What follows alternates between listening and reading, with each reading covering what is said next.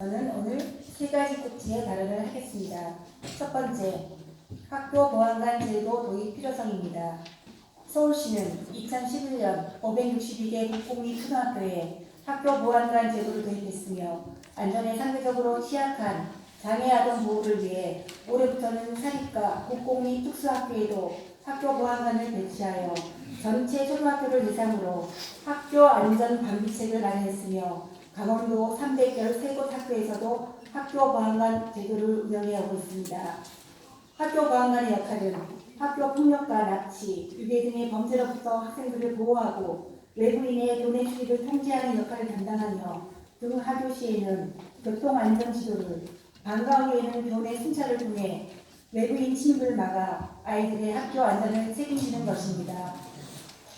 교내 외부인 침입 사건 사고는 연평균 300건, 한 달 평균 25건이 발생하는데 한 학교당 범죄 예방용 CCTV가 전국 평균 9대씩 설치되어 있으나 실시간 모니터링 할 수 있는 전담 인력이 없어 사고 발생 시 확인하는 도구로 사용되고 있는 것이 현실이며 2018년 4월 3일 정신질환을 가진 20대가 여학생을 상대로 인질을 벌이다 경찰 배치 끝에 검거되었던 방배초등학교에는 모두 46대의 CCTV가 있었다고 합니다.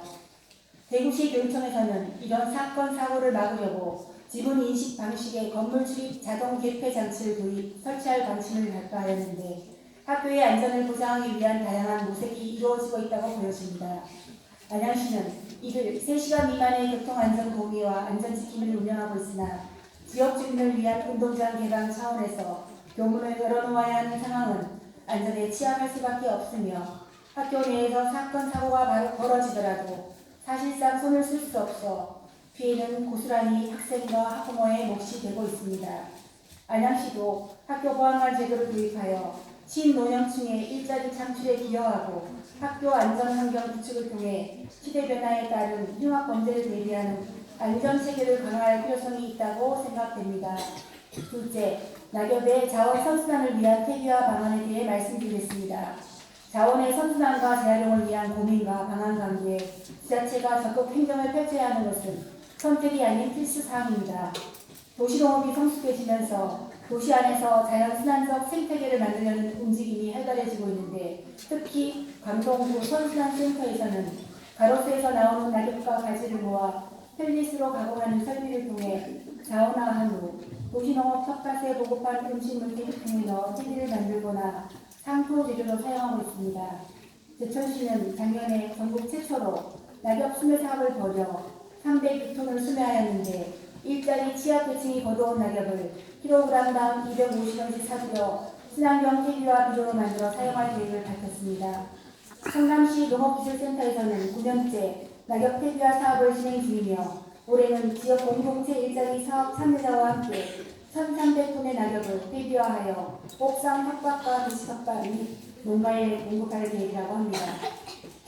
낙엽을 받을 때 검수를 통해 이물질을 제거하고 질소 비료를 혼합한 후 비닐포장을 덮어 발효시켜 퇴비를 만드는 것으로 냄새 발생 거부감이 거의 없다는 관계자의 의견을 들었습니다. 낙엽을 퇴비화하는 것은 도시숲 조성으로 증가되는 쓰레기 낙엽을 수박 처리하는 비용 절감과 퇴비 공급에 따른 예산 절감 그리고 자원 재활용으로 토양의 기공을 증가시켜 비옥하게 개량할 수 있으며 저탄소 녹색 성장에 더하여 취약계층의 일자리 제공에도 기여하는 등의 기대 효과가 크다고 볼 수 있어 낙엽을 소각 처리하는 안양시에서도 도입하여 퇴비 공급 및 활용 시스템을 잘 갖춰놓는다면 낙엽 쓰레기 문제는 선순환적인 방식으로 해결할 수 있을 것입니다. 셋째, 안양시 쓰레기 봉투의 판매랑 점검 필요성에 대해 발언하겠습니다. 인터넷 포털 사이트의 한 카페에 안양시 10리터 쓰레기 봉투를 13묶음을 3만원에 팔겠다는 내용의 사진과 글이 작년에 이어 올해에도 계속 올라와 있습니다. 쓰레기 종량제 봉투와 대형 폐기물 수수료 납부 필증은 안양시 폐기물 관리에 관한 조례에 의거하여 제작 및 판매를 유가증권과 동일하게 취급하며 제작 시 철저한 관리 및 검수가 필수이고 슈퍼, 편의점 등의 판매소도 시장으로부터 지정을 받아야 합니다. 불법 종량제 봉투 등을 유통 판매한 경우에는 과태료를 부과할 수 있으며 주민이 이사 등의 사유로 잔량을 반품할 경우 현금으로 환불해 주어야 합니다. 그렇기 때문에 정상적인 판매 루트가 아닌 것은 부정 유통이며 감사나 조사 대상이 감사지휘나 경찰에 의뢰해야 할 사항인 것입니다. 안양시는 신속하게 판매 루트를 조사하여 위조 생산이나 부정 유통이 없었는지를 확인해야 할 것이며 수시로 포털 사이트를 점검하여 판매 이상 유무를 체크해야 할 것입니다. 이상으로 발언을 마치며 시장님께서는 저희 발언에 대한 답변서를 서면으로 제출해 주시기 바랍니다.